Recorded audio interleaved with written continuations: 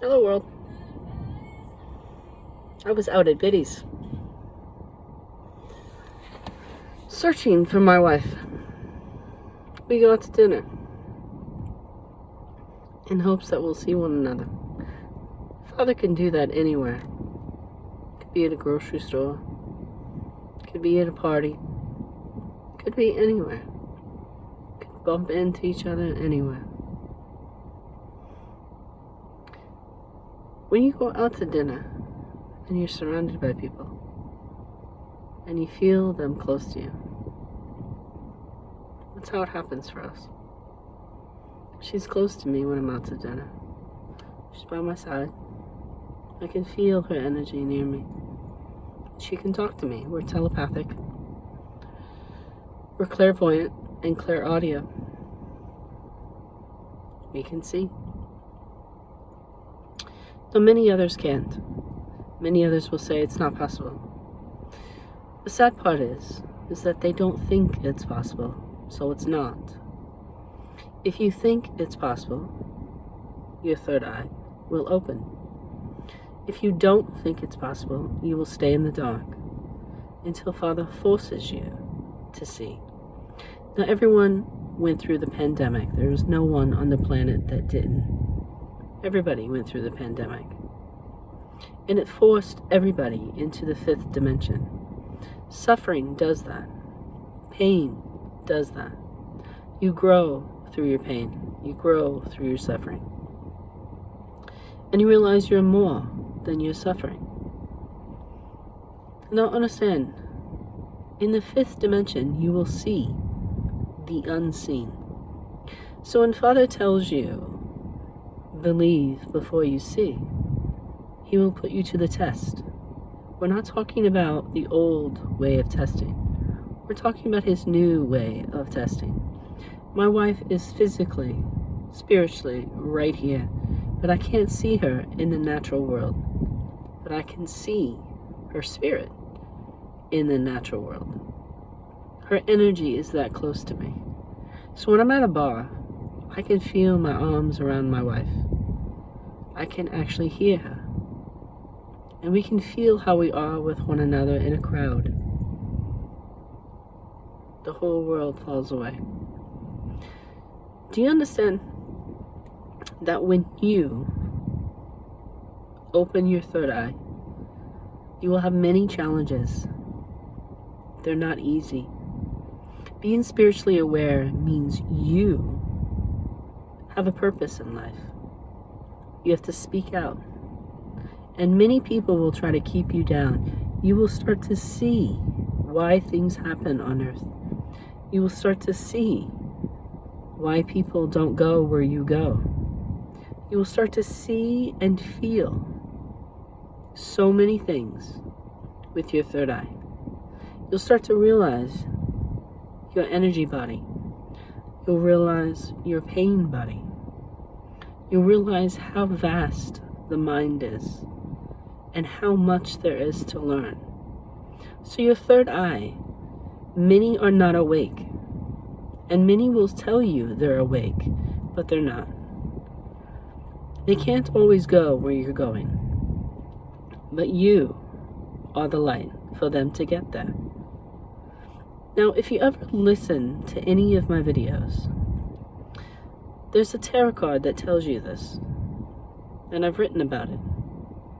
It's in one of my videos about understanding tarot cards. It's a very different take than what you see out in today's life. When you start down this path and down this journey, and many of you are on it, eternity's path is this way. It's one way only. Many people talk to you about twin flame journeys, karmic connections. They talk to you about soul contracts. All these things are real.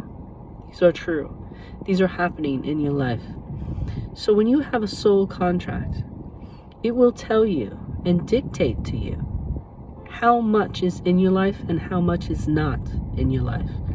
So understand, in a soul contract, you are bound to someone else, and you have to do certain aspects of the contract, and so do they, for the contract to work. If they don't, the contract breaks and you move on. But it can affect your life in a great way. But you learn and you grow from that contract. So a twin flame journey is lovers. Your twin flame is a runner and a chaser. Your runner and chaser in a twin flame. If you navigate that twin flame journey well, and you conquer it, and you do it again and again, that becomes your divine counterpart. If you're twin flame and you split and you never see each other again, you're not meant to be with them. You're meant to conquer a twin flame journey. A twin flame journey is for you to conquer, but with the right one. So when you're out there and people tell you you don't need to be complete, you don't need someone to make you complete. The people get very direct about this. Understand, your journey is about you, but you also have to understand you can't get to them unless you're you. And then once you're with them, you find a deeper and more mystic understanding of who you are with them, because not only do they support you, not only do they enhance you, but you have finally found someone who understands you. I'm not talking about the little things. I'm talking about the big things of life. They understand you, and Father has given them to you for the journey of life. We're not talking about marriage. Now, many people will say, I've been married to the same person my whole life. Must be a divine counterpart. It's not how life works. I've seen many people get married for their entire lives and be miserable. And they don't ever succeed. They tear themselves down when they do that. You have to truly be in love with your divine counterpart. Meaning, you're not looking at another soul or a temptation. 9 million temptations can come your way, and you don't care. You don't compare them. You know they are everything. And when someone else comes to you and tells you they're everything, you honor them and you tell them, good for you, but not for me. Now understand, that's faith. It's also loyalty. It's also respect. Divine counterparts are for you to hold for eternity. That's the journey.